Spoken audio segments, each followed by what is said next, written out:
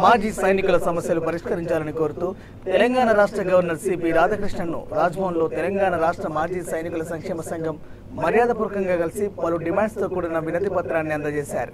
ఈ సందర్భంగా మాజీ సైనికుల సంక్షేమ సంఘం అధ్యక్షులు గంగరాజు మాట్లాడుతూ గతంలో కేసీఆర్ ప్రభుత్వంలో మాజీ సైనికుల సమస్యల పట్ల పలుమార్లు విన్నవించినా కూడా పట్టించుకోలేదని, ప్రస్తుత కాంగ్రెస్ ప్రభుత్వం కూడా మాజీ సైనికులు పడుతున్న సమస్యలు పరిష్కరించడంలో కూడా నిర్లక్ష్యం వహించడం జరుగుతుందని ఆవేదన వ్యక్తం చేశారు.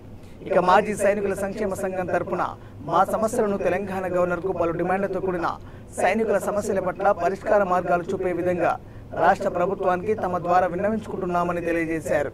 మాజీ సైనికుల పట్ల, వారి సమస్యల పట్ల తెలంగాణ రాష్ట్ర గవర్నర్గా ఉన్న మీరు చొరవ చూపి సైనికుల సమస్యల పట్ల త్వరితగతిన పరిష్కార మార్గం చూపించే విధంగా ప్రభుత్వానికి మా డిమాండ్ను తెలియజేసే విధంగా భరోసా కల్పించాలని కోరుతూ సంఘ సభ్యులు రాజ్భవన్లో వినతి పత్రం అందజేయడం జరిగింది.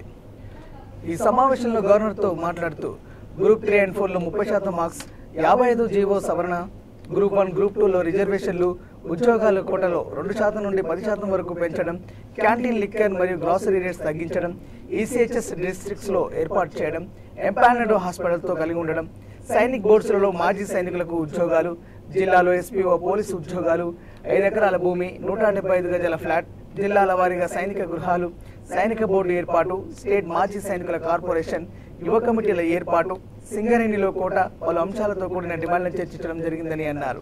మాజీ సైనికుల సమస్యల పరిష్కారం అయ్యే విధంగా ప్రయత్నం చేస్తారని గవర్నర్ భరోసా కల్పించడం జరిగిందని తెలిపారు. ఈ కార్యక్రమంలో మాజీ సైనికులు హకీం, భీమయ్య, వేణు, గోపాల్, శివసాగర్ పాల్గొనడం జరిగింది.